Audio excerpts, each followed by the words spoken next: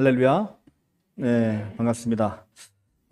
오늘 하나님의 말씀은 우리의 삶이 운명인가 자유인가 라는 다소 철학적인 질문과 이런 대답을 통해서 우리의 삶이 무엇인지를 한번 알아보는 시간을 갖도록 하겠습니다. 다소 철학적인 주제이기 때문에 여러분들에게는 좀 어려울 수 있는 것이지만 우리가 한번 이 성경 말씀을 통해서 우리의 본질이 무엇인지를 한번 잘 살펴보는 시간이 될 수 있으면 좋겠습니다.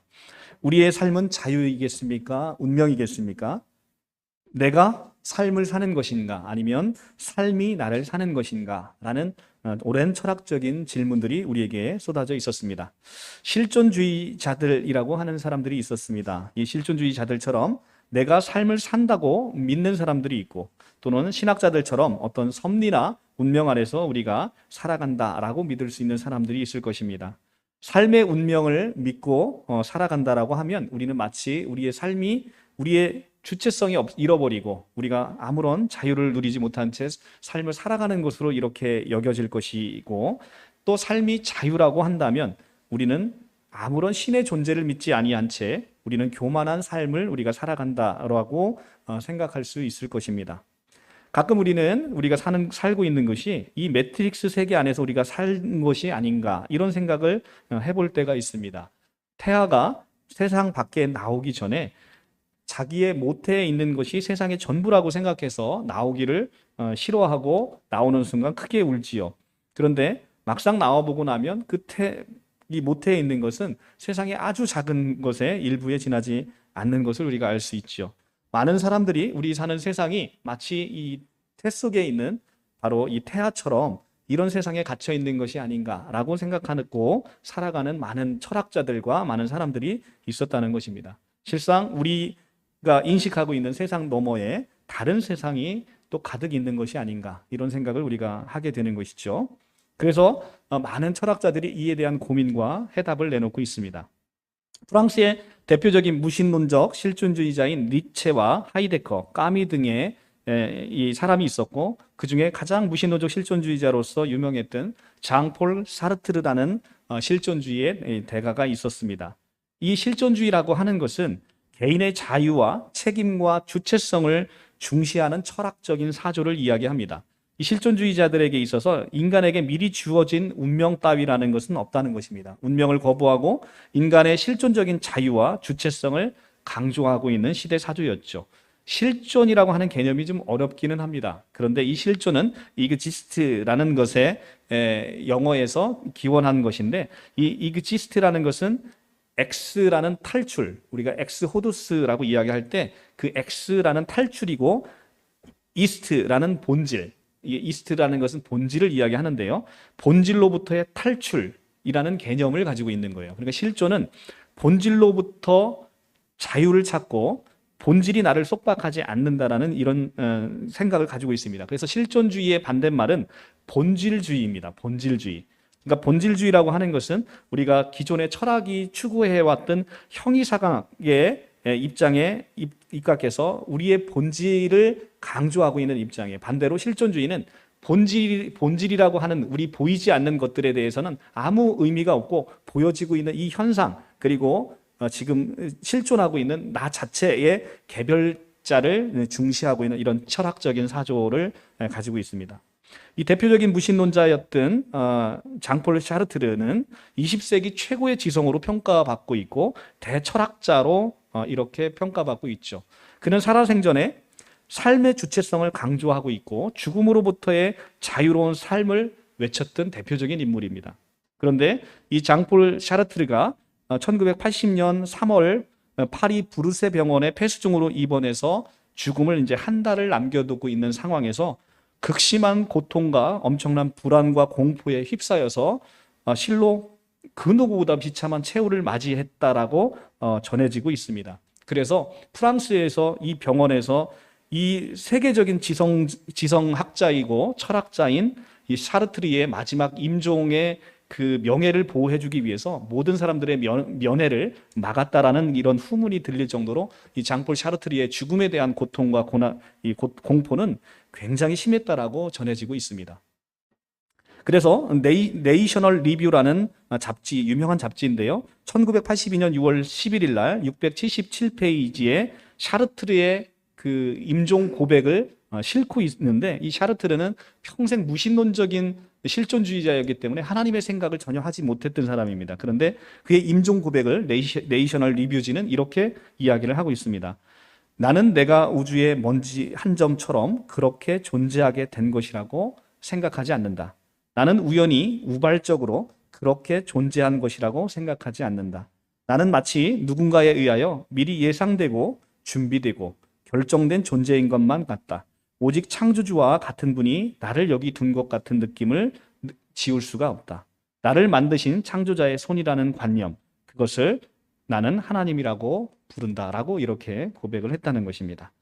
자, 이처럼 평생의 자신의 삶의 주체성을 강조하고 죽음으로부터의 자유를 그렇게 외쳤던 샤르트르 앞에 이 죽음은 굉장히 고통스러운 최후의 순간으로 다가왔다는 것입니다. 그는 오랫동안의 이 삶의 본질을 전혀 생각해 보지 않았기 때문에 죽음이라는 그 실존 앞에서 굉장히 두려워했던 것이죠. 인간이 왜 이렇게 실존보다는 본질을 이해하려고 하냐면, 그 본질을 깨닫는 순간 인간은 그런 죽음의 공포로부터 자유함을 얻을 수가 있기 때문에 그렇습니다. 그리고 이 본질을 얻어야만 내가 이 땅 가운데서 어떻게 살아가는지를 이해하고 살아낼 수가 있는 것이죠. 우리의 삶의 의미와 목적은 무엇입니까? 우리의 운명은 어쩌면 삶의 끝자락에 가서야 비로소 그 의미가 드러나는 것일지 모릅니다. 어떻게 보면 삶은 운명을 실현하는 과정일 수가 있습니다. 죽음을 앞둔 사람이라면 지난 과거를 되돌아보면서 자유라고 느꼈던 모든 것들이 실은 하나의 필연적인 연관이나 운명으로 느껴지게 될지도 모를 것입니다. 마치 샤르트르처럼 그런 것이죠. 그래서 우리는 어쩌면 우리의 운명이라는 것은 삶의 끝자락에 가서야 그 본질을 제대로 볼 수 있는 그런 것일지도 모르겠습니다.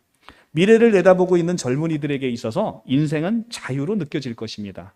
그런데 과거를 회상하는 노인들에게 있어서 인생은 운명처럼 경험되어질 것으로 보입니다. 전통적인 철학자나 신학자들은 세계를 우연이 아니라 운명과 필연 또는 하나님의 섭리로 그렇게 이해를 하고 있습니다. 나는 왜 없지 않고 있는가? 나는 없을 수도 있는데 나는 왜 없지 않고 있는가? 나는 우연히 우발적으로 존재하는 것이 아니라 이유와 목적을 가지고 이 땅에 존재한다는 것이 기본적으로 철학자들과 신학자들의 생각입니다. 그들은 그것을 신의 섭리라고 부르고 있지요. 그것은 내가 존재하는 원인이자 목적입니다. 사람은 자신의 본질, 즉 어디서 왔으며 왜 왔으며 무엇을 위해 존재하는가라는 질문을 가지고 살아갑니다. 인간은 그것을 알고 싶어 하고 또 그것을 살고 싶어 합니다. 그것은 자기에게 주어진 운명을 살아가는 것이 가장 온전한 삶이라고 여기기 때문에 그것을 궁금해하는 것이죠. 나에게 주어진 신의 뜻은 무엇인가? 나는 무엇을 위해 살아가는가? 나는 누구인가? 우리는 이 답을 알아갈 때 우리 인생이 온전히 살아내질 수 있고 온전한 삶으로 성취시킬 수가 있는 것이죠. 지난 일주 동안에 저에게 두 사람이 찾아왔어요. 제 지인 중에 오랫동안 알고 지냈던 지인인데 이 세상 가운데 열심히 일하고 또 자기의 성취를 하고 이렇게 살아가는 한 분은 선배이고 한 분은 친구입니다만, 그런데 이제 그들이 굉장히 공허함을 갖고 찾아왔어요. 근데 그들이 저를 찾아온 이유는 제가 뭔가 인생의 답을 찾고 있다라고 그들은 평상시에 그런 생각을 하고 있었던 모양이죠. 그러니까 이제 저를 찾아온 거겠죠. 그래서 제 얘기를 굉장히 듣고 싶어 했어요. 그래서 이제 간단하게 복음을 전했습니다. 간단히 복음을 전했는데 그 사람들이 그 간단히 전한 복음에 굉장히 흥미로워하고 굉장히 뿌듯해하고 아주 무슨 엄청난 것을 얻어간 아주 기쁨으로 이렇게 돌아간 일이 있었습니다. 그렇듯이 많은 사람들이 인생의 끝자락에 가서 이런 공허함을 느끼는 것이죠. 자기가 소망을 두고 살아왔던 것에 무의미함을 느끼고 자기의 실존에 이제는 한계를 느끼는 것이죠. 그러니까 인간은 기본적으로 본질을 찾아야만 인생의 의미를 찾고 나의 삶의 의미와 목적을 부여하면서 인생을 아름답게 살 수가 있는 것임을 그 두 사람을 통해서도 확인하게 됐습니다. 장담컨대 얼마 멀지 않아 그 두 사람은 하나님을 영접할 것으로 보입니다. 네, 그를 위해서 예비됐고 그를 위해서 저를 찾아온 것이죠. 마치 니고데모가 밤에 예수님을 찾아온 것처럼 니고데모가 예수님을 밤에 찾아간 것이죠. 밤에 찾아간 이유는 뭡니까? 그 사람의 영적인 어두운 상태를 그대로 이야기하고 있는 거예요. 많은 율법에 많은 것을 알고 있었던 니고데모조차도 실존을 알지 못하는 것은 늘 밤에 있는 세상인 것이죠. 저에게 찾아오신 그 두 사람은 세상적으로 보면 누구나 성공한 사람이고 남부럽지 않게 사는 사람입니다. 그런데 그들에게 있어서는 늘 밤과 같은 인생을 살고 있었던 것이죠. 그러니까 낮에 살고 있는 제 삶이 그냥 엿보고 싶고 보고 싶었던 겁니다. 그리고 그 안에서 어떤 소망을 발견하고 싶었던 것이죠. 그래서 이렇게 니고데모가 밤에 찾아와서 예수님을 영접한 것처럼 마찬가지로 그 두 사람도 이제는 반드시 하나님을 영접하고 자기의 이 본질이 무엇인지를 찾아가는 그런 삶을 살아질 것으로 보입니다. 자, 지금 우리는 지금 우리가 살고 있는 이 가치관, 세계관 속에서는 실존주의에 빠져 있어서 신을 잃어버린 시대에 살고 있습니다. 그러니까 본질을 잃어버린 시대에 살고 있다는 것이죠. 그래서 넌 릴리전의 시대, 우리는 이 무종교의 시대, 본질이 없는 시대, 그래서 실존에 빠져 있는 실존주의의 시대를 살아가고 있습니다. 그래서 삶의 허무함을 느끼는 것이죠. 우리가 본질을 알아갈 때 우리의 삶은 더욱더 의미가 풍성해지는 것입니다. 그래서 전통적인 철학은 운명이나 본질 같은 것들이 있다는 전제하에서 그것을 탐구해내고, 신학은 신이 있다는 전제에서 신의 뜻이 무엇인지를 끊임없이 탐구하려고 했던 것이죠. 이 인류 세계에 다녀간 위대한 사람들이 다 그것에 이 탐구와 모든 노력을 기울였던 것입니다. 본질이 없다고 생각하면 철학은 시작될 수 없고, 신이 없다고 생각하면 신학이라는 건 있을 수 없습니다. 그래서 신학자와 철학자는 끊임없이 인간 세계에 깃든 신의 본질, 그리고 인간의 본질, 신이 이루고자 하는 신의 왕국은 무엇이냐라는 것들에 대해서 고민을 해온 것이죠. 서양 철학을 완성했다라고 평가받고 있는 독일의 철학자 게오르크 빌헤름 프리드리 헤겔이라는 사람은 역사 철학에서 이렇게 이야기를 합니다. 만약 인간의 세상을 신이 창조한 것이라면 역사는 신의 뜻이 실현하는 과정일 것이다. 역사의 본질은 역사 속에 깃든 신의 섭리를 다루고 있는 것이다 라고 이렇게 이야기를 했습니다. 우리는 이제 지금 오후 예배에 구약 성경을 거의 강해 설교식으로 쭉 지금 진행해봐서 이제 민수기를 거의 이제 끝자락에 두고 있습니다. 이제 민수기가 지나고 나면 이스라엘의 역사에 대한 것들을 우리가 배우게 될 거예요. 열왕기 상하를 통해서, 역대기 상하를 통해서 이스라엘의 역사를 쭉 봅니다. 그 역사를 보게 되면 세계 역사와 우리가 역사 시간에 배웠던 세계사와 굉장히 이제 궤를 같이 하면서 굉장히 구체적인 내용들을 배우고 있어요. 그런데 그 과정에서 하나님의 역사하심이 어떻게 이루어졌는지, 이스라엘을 통해서 하나님이 어떻게 이 세상을 이끌어가고 있었는지를 우리는 자세하게 배우게 되는 것이죠. 이렇듯이 역사라고 하는 것은 하나님께서 인간을 통해서 하나님의 뜻을 실현해 가는 과정, 우리는 그걸 그냥 역사라고 칭해서 부르는 것이죠. 그런데 그 역사에는 반드시 하나님의 섭리가 있다는 것입니다. 이 신의 섭리가 세계를 지배하고 있으며 세계는 신이 만든 작품일 것이다 라고 보는 것이 이제 헤겔의 역사 철학에 나오는 헤겔의 입장입니다. 성서는 우리의 삶에 대해서 어떻게 이 운명인가 자유인가라는 문제에 대해서 어떻게 설명하고 있는가, 오늘 주제는 바로 그것입니다. 하나님께서 인간을 창조하셨는데요, 인간은 운명대로 살아간다라고 하면, 하나님 운명대로 살아간다고 하면 우리의 노력은 아무런 의미가 없어지는 거잖아요. 그렇죠? 우리가 어떻게 살든 하나님의 운명에 따라 살아가게 되어지면 우리는 우리의 자유라는 것은 아무런 의미가 없어집니다. 반대로 우리에게 자유가 충만히 주어졌다라고 한다면 하나님의 존재는 아무 의미가 없는 거예요. 하나님은 우리의 자유를 간섭하실 수 없다라고 한다면 하나님의 존재는 의미가 없습니다. 그래서 이 운명인가 자유인가 이 문제에 대해서 과연 성서는 우리에게 어떻게 이야기를 하는지가 오늘 본문에 관한 이야기입니다. 이것을 설명해내는 이론, 이것이 개혁주의 신학에서는 바로 예정론이라고 우리가 부르고 있는 것입니다. 우리가 예정론을 접할 때 가장 힘들어하는 부분은 모든 것이 예정되어 있다면 우리에게 자유의지가 없는 것이 아닌가, 또 모든 것이 예정되어 있다면 우리가 노력하고 전도하는 게 무슨 소용이 있겠는가 하는 이런 부분들로 인해서 예정론을 들었을 때 우리가 힘들어하는 것입니다. 그런데 이러한 혼돈은 많은 사람들이 성서가 이야기하고 있는 예정론을 운명론과 결정론과 혼동하기 때문에 생기는 문제입니다. 운명론이라고 하는 것은 사람의 운명은 미리 결정되어 있어서 사람이 자유의지로 무엇을 해보려든 간에 인간의 의지와는 상관없이 정해진 운명대로 이루어진다는 것이 운명론입니다. 결정론은 인간은 자유의지가 없고 인과 법칙에 의해서 결정된다는 그런 이론을 가지고 있어요. 이거 뭐 운명론과 비슷하죠. 그런데 예정론은 그거와 운명론과 결정론과는 너무나 다른 것입니다. 특히 구원과 관련해요. 하나님의 구원을 받은 자들이 하나님이 미리 예정하셨다라는 이 예정론은 인간의 자유의지를 철저히 존중하고 있는 것임을 오늘 성경 본문을 통해서 여러분들과 함께 같이 확인해 보고자 하는 것입니다. 운명론과 결정론은 인간의 자유의지를 철저히 무시합니다. 그것은 운명론과 결정론에 있어서 인간의 자유의지는 아예 없는 거예요. 그런데 예정론은 인간의 자유의지를 100% 존중하는 그런 것입니다. 예정론은 언뜻 보면 다음과 같은 문제가 생겼습니다. 예정과 자유의지의 충돌에 관한 문제인데요. 인간은 선택의 자유가 있는데 하나님이 어떻게 미리 인간의 선택을 작정하실 수가 있는가? 하나님이 A라는 사람을 구원하기로 작정하셨다면 A에게는 구원을 거절할 자유가 없는 것처럼 보입니다. 또 A라는 사람을 유기하기로 작정하셨다면 A에게는 전도하는 것이 아무런 무의미하게 보일 때가 있을 거예요. 왜냐하면 하나님이 이미 이 사람을 구원하지 않기로 작정하셨다라고 한다면 우리가 전도하는 것이 무슨 의미가 있겠는가? 이런 것에 논리가 모순되는 것처럼 보이는 것이죠. 그리고 모든 것이 예정대로 가는 것이라면 우리의 행동에 책임을 질 필요가 없는 것이 아닌가. 하나님이 예정하신 것인데 나는 그 예정에 따라 나는 움직이는 것인데 그러면 나에게는 아무런 책임이 없는 게 아닌가. 이런 철학적인 그리고 또 우리가 신학적인 의문을 제기할 수 있죠.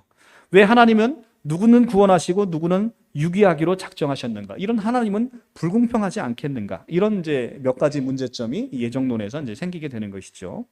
그래서 이것을 설명하는 방식에는 크게 이제 두 가지가 있습니다. 웨슬레의 예지 예정설이 있고, 그 다음에 칼빈의 절대 예정론이라는 두 가지의 이제 큰 견해가 있는데, 이 웨슬레의 예지 예정설의 근거는 이렇습니다. 로마서 8장 29절을 근거로 해서 하나님께서는 미래를 내다보시는 예지력이 있으시잖아요. 그러니까 인간의 일생을 미리 내다보시고 그 사람이 믿음을 통해서 자유의지로 하나님을 선택할 것인가 선택하지 않을 것인가를 미리 아시고 예정하셨다라는 설명을 하고 있습니다.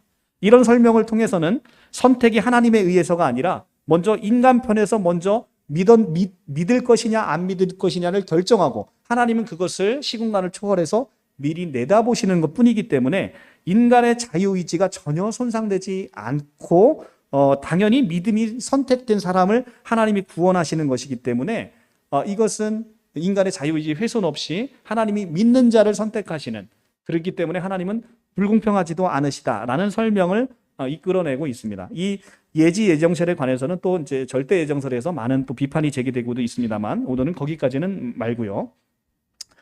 다음에는 이제 칼빈의 예정론에 대한 부분은 이제 이런 설명을 하고 있습니다.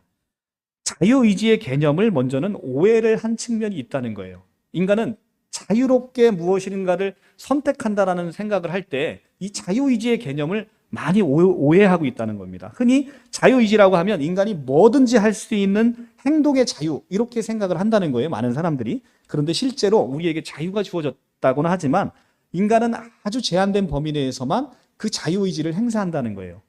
제가 막 길을 가는데 저는 그냥 길거리에 이 널브러져 있는 것들을 다 주술 권리가 있고 행동의 자유가 있어요. 그런데 인간은 지나다니다가 빵 쪼가리가 떨어졌다라고 해서 그 오물 같은 빵 쪼가리를 주워서 먹지 않는다는 거예요.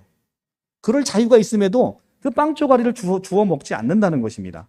그러니까 사실은 인간의 행동의 자유를 그 최대치를 100이라고 본다고 한다면 평생 동안 실제로 인간이 행동에 옮길 수 있는 자유는 0.001%도 안 된다는 얘기를 하고 있습니다. 즉 철저하게 욕구에 의해서 조종당하는 자유를 가진 것이 바로 인간의 자유라는 개념이라는 것입니다. 그리고 그런데 이제 성경은 인간에 대해서 기본적으로 죄로 타락한 인간상을 가지고 있습니다. 그러니까 인간의 행동은 죄로 자기의 욕구와 욕망에 이끌려 살아가는 자유를 발휘한다는 것이죠.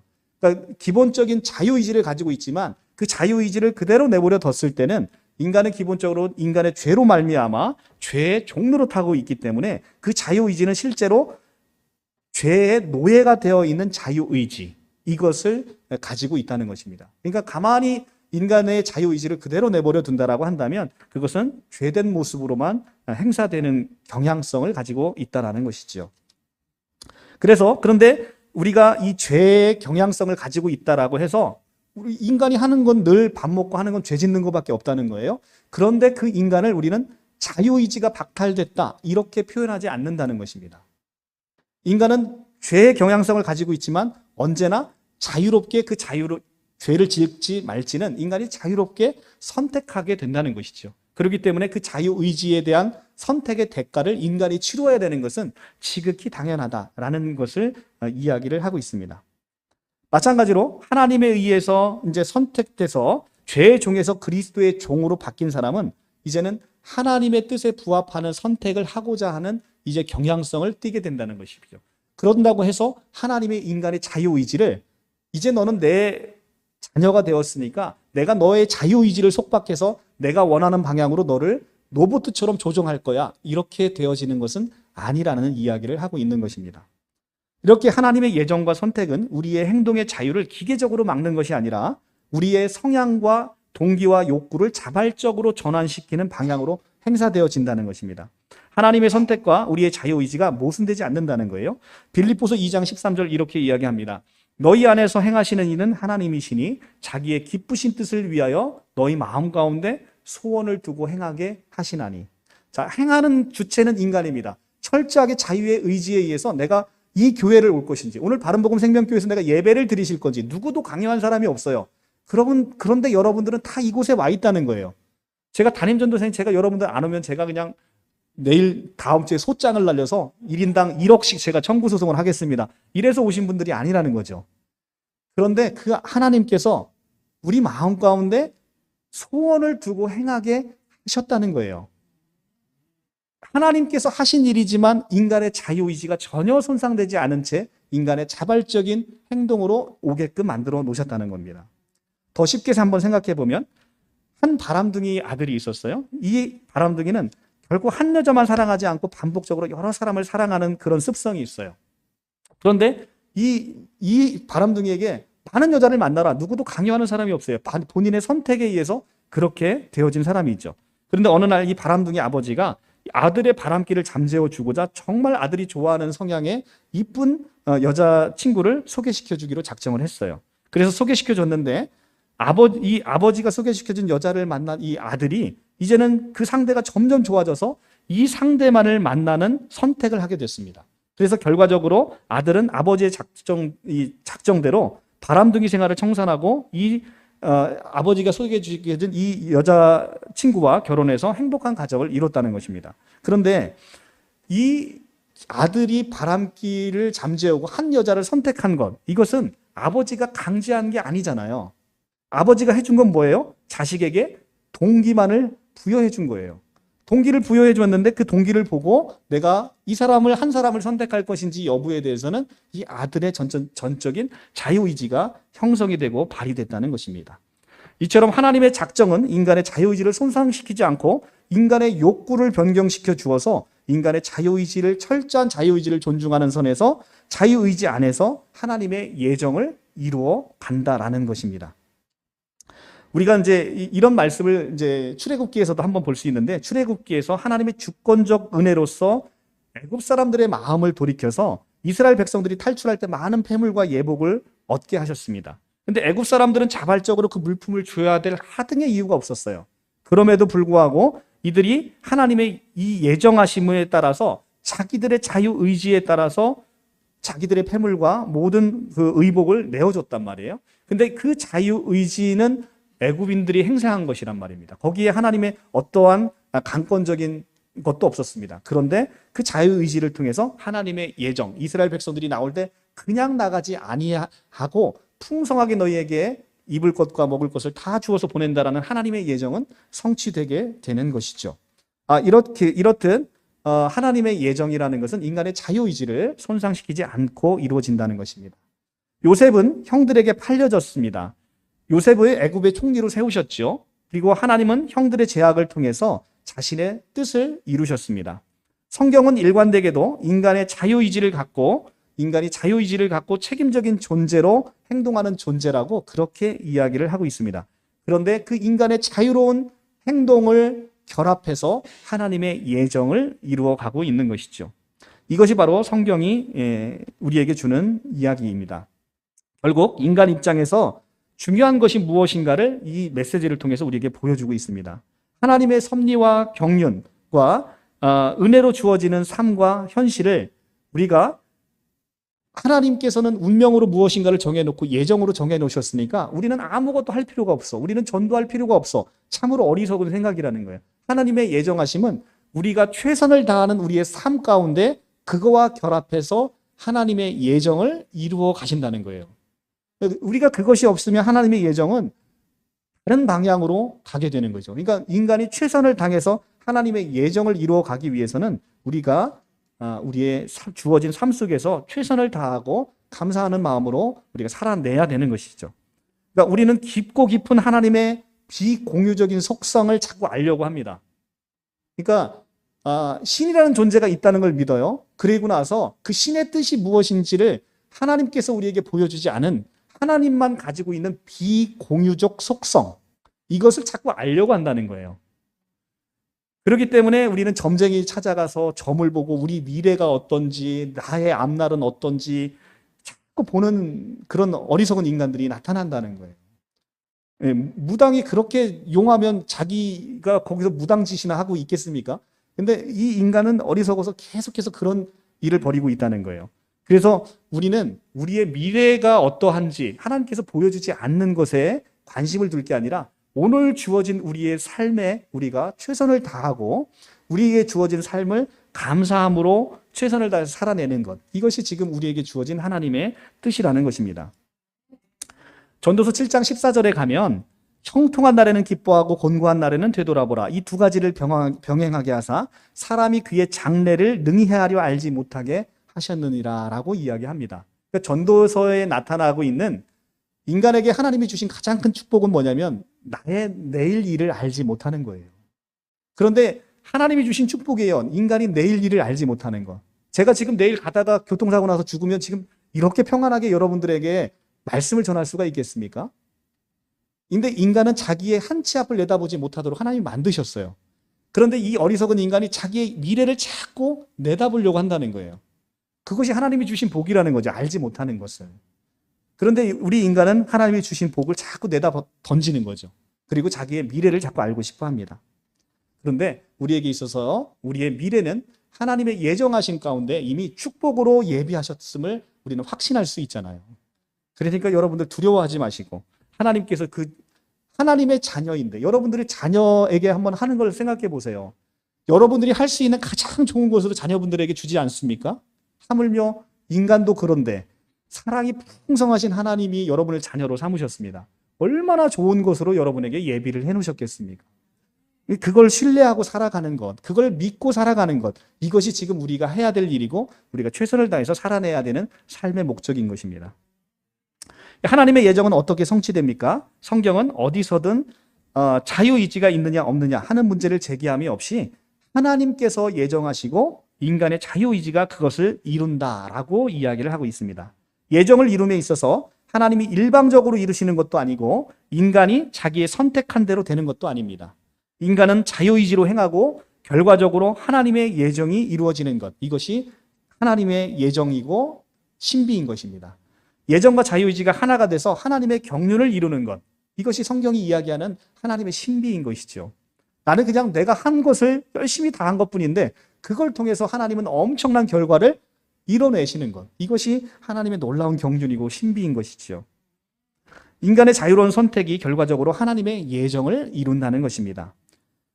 자, 그러면 오늘 본문을 통해서 아주 그것을 자세히 보여주는 걸 보고 있습니다. 오늘 본문 보면 하나님의 예정 안에서 선주와 선장, 백부장, 사공이 모두 자율적으로 행동하고 있습니다. 오늘 항해를 하기 전에 9절에 가면 항해하기가 위태한지라 바울이 그들에게 권하여 10절 말하되 여러분이여 내가 보니 이번 항해에 화물과 배반뿐만 아니라 우리 생명에도 타격과 많은 손해를 끼치리라 하되 백부장이 선장과 선주의 말을 바울의 말보다 더 믿더라. 자, 이번 항해에 뭐가 온다는 거예요? 큰 광풍이 일어서 이제 나가게 되면 우리 목숨도 위태로울 수 있습니다라고 바울이 말을 했습니다. 그러니까 지금 하나님의 예정 가운데는 뭐가 지금 예비되어 있습니까? 유라굴 14절에 유라굴로라고 하는 큰 광풍이 예정되어 있어요. 그런데 그 예정되어 있음에도 불구하고 선장과 선주와 백부장과 사공들은 각각 자기의 선택에 따라서 자기의 행동을 하게 됩니다. 결정론에 따르면 무엇인가 예비되어 있으면 우리 인간은 그렇게 안 가는 게 맞도록 정해졌으면 안 가는 거잖아요. 그런데 지금 어떻게 이야기합니까? 백부장이 선장과 선주의 말보다 선장의 말을 바울의 말보다 더 신뢰합니다. 왜냐하면 선장과 선주는 늘 배에서 이 바다에서 살던 사람이니까 바울 니까지 있게 뭘 알겠어. 이들이 괜찮다는데 야 오늘 날씨 보니까 날씨가 너무 좋아. 걱정하지 말고 우리 항해하자. 이 사람들의 말을 더 신뢰했다는 거예요. 그런데 마찬가지로 이제 섬을 이제 나가다 보니까 14절에 얼마 안 돼요. 섬 가운데로 유라굴로라 하는 광풍이 크게 일어나니. 자, 이제 하나님이 예정이 되어 있으니까 이들은 자유의지로 받아 나가니까 이 광풍을 맞을 수밖에 없게 되는 것이죠. 여기에 하나님께서 간섭하신 것이 전혀 없습니다. 자, 그런데 이들은 자유의지로서 섬을 이제 나가게 됐습니다. 자, 그런데 이 유라굴로라고 하는 큰 광풍을 만나게 되면서 24절을 보면 이렇게 나옵니다. 이들이 다 두려워서 떱니다. 21절에 보면 여러분이여 내 말을 듣고 그에 대해 떠나지 아니하여 이 타격과 손상을 면하였다면 좋을 뻔하였느니라. 그렇죠. 실제 이미 하나님의 예정이 있었기 때문에 그걸 미리 보여주셔서 인간이 안 갔으면 참 좋았을 텐데 어리석게도 갑니다. 그런데 24절에 바울아 두려워하지 말라. 내가 가이사 앞에 서야겠고 또 하나님께서 너와 함께 항해하는 자들을 다 내게 주셨다 하셨으니 그러므로 여러분이여 안심하라. 나는 내가 내게 주신 그대로 다 되리라고 하나님의 말씀을 믿는다 얘기를 합니다. 하나님의 말씀은 뭐예요? 큰 유라굴로라는 광풍이 있는다 하더라도 너희들 단 한 사람도 죽지 않을 것이라고 하나님이 바울에게 그 하나님의 사자를 보내서 이야기를 해주셨다는 거예요. 그럼 하나님의 예정은 뭡니까? 이런 큰 광풍에도 불구하고 모든 사람이 사라지는 것. 이것이 하나님의 예정이에요. 그런데 하나님이 모든 사람을 구원해 주시기로 하셨으니까 우리는 그럼 아무것도 안 하고 그냥 배에서 그냥 쿨쿨 잠만 자면 하나님께서 우리를 다 살리시는 것이냐? 그렇지 않다는 거예요. 자, 30절에 가면 사공들이 도망하고자 하여 이 물에서 닻을 내리는 채 하고 거룻배를 바다에 내려놓거늘 바울이 백부장과 군인들에게 이르되 이 사람들이 배에서 있지 아니하면 너희가 구원을 얻지 못하리나 하니 이에 군인들이 거룻줄을 끊어 떼어 버리니라. 아멘. 자, 하나님께서 다 구원하기로 작정했다면 이들이 아무것도 하지 않고 또 구원을 받아야 되는 것. 이것이 바로 결정론이고 운명론이에요. 그런데 지금 성경은 그렇게 이야기하지 않는다는 거죠. 바울이 뭐라고 얘기하냐면 사공들이 도망하는 걸 보고 이들이 도망하면 여러분들이 다 구원받지 못합니다 라고 이야기를 하니까 군인들이 어떻게 합니까? 거룻줄을 끊어버려서 이들이 도망가지 못하도록 이들이 그런 자유의지에 의해서 그러한 행동을 하게 되는 것이죠. 그런 행동, 그들의 자유롭고 철저한 이들의 최선을 다해서 살아나고자 하는 이런 모습을 통해서 하나님이 모든 사람, 이 배에 있는 모든 사람을 구원하기로 하는 하나님의 예정을 이루시는 것을 보게 되는 거죠. 그래서 그 결과 어떻게 됐습니까? 42절에 가면 군인들이 죄수가 헤엄쳐서 도망할까 하여 그들을 죽이는 것이 좋다 하였으나 백부장이 바울을 구원하려 하여 그들의 뜻을 막고 헤엄칠 줄을 아는 사람을 명하여 물에 뛰어내려 먼저 육지에 나가게 하고 그 남은 사람들을 널조각 혹은 배 물건을 의지하여 나가게 하니 마침내 사람들이 다 상륙하여 구조되니라. 자, 여러 가지의 이 상황 안에서의 많은 사람들이 갈등을 겪어요. 그죠? 어떤 사람은 도망가려고 하고 또 도망 못 가게 만드는 사람이 있고 어떤 사람은 죽이려고 하고 죽이지 못하게 만드는 사람이 있고 각자의 자유의지에 따라서 다 행동하는데 그것들이 다 모여서 결과론적으로 44절 어떻게 됩니까? 사람들이 다 상륙하여 구조되니라 라고 되는 것이죠. 이것이 바로 하나님의 예정과 인간의 자유의지가 아무렇게 상충되지 않으면서 인간의 자유의지의 철저한 보장하에 하나님의 놀라운 예정이 이루어지는 이런 것들을 우리가 보게 된다는 것이죠. 인간은 이렇게 자유의지로 행하고 결과적으로 하나님의 예정이 이루어지는 것. 이것이 바로 신비인 것입니다. 예정과 자유의지가 하나가 돼서 하나님의 경륜을 이루어가는 것이지요. 서로 몇 개의 서로 다른 개체가 있지만 그 개체는 자기의 특성을 잃지 않고 하나를 이루어 하나의 목적을 향해 나아갑니다. 그 공동의 목적이 바로 예정이라 할 수 있는 거죠. 이렇게 볼 때 하나님의 예정과 자유의지는 별개 시스템이 아니라 하나님의 일을 이룸에 있어 하나의 일체를 이루게 되는 것이죠. 자, 사도행전 4장 27절에서 28절도 하나님의 예정에 대해서 이렇게 이야기합니다. 헤롯과 본디오 빌라도가 그들의 자유의지에 의해서 유대인과 이방인과 합세하여 하나님의 예정하신 일을 합니다. 하나님의 예정을 이룸에 있어서 아무도 헤롯과 빌라도에게 예수를 죽이라고 강제한 것은 아무것도 없었습니다. 필연적으로 할 필요가 있는 것도 아니었습니다. 그런데 그들은 자유의지로 예수님을 십자가에 못 박았고 예수의 십자가로 못 박는 그 행동으로 말미암아 하나님은 온 인류를 구원하는 하나님의 예정하심을 이루어냈다는 것이죠. 이처럼 절대 주권자인 하나님이 예정하시고 인간은 그것을 자유의지로 이루는 것, 이것을 알 수 있습니다. 예정은 기본적으로 인간의 자유의지를 기반으로 깔고 있는 것이 운명론과 결정론과 차이가 있는 것이죠. 하나님의 예정은 성도 안에서 하나님을 자유케 하는 은혜를 통해 성취하는 것입니다.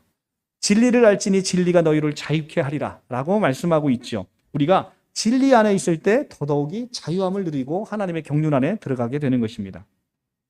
자, 우리가 서두에 던졌던 질문을 다시 한번 보면 우리의 삶은 운명인가 자유인가? 여러분 어떤 결론을 내리십니까? 성서가 이야기하는 우리의 삶은 기본적으로 운명이 아니라 자유라는 것입니다. 그런데 그것은 그냥 마냥 자유가 있는 것이 아니고 하나님의 섭리와 예정 안에서 이 자유의지가 실현되고 하나님의 예정이 이루어지는 자유라고 얘기하고 있는 것입니다. 우리는 그 자유에 의한 선택에서 우리가 스스로 책임져야 하는 인생을 살아가고 있는 것이죠. 하나님께서 우리의 자유의지를 방해하지 않으셨어요. 그러니까 우리가 철저하게 선택한 것에 대해서 우리가 책임을 져야 되는 것이죠.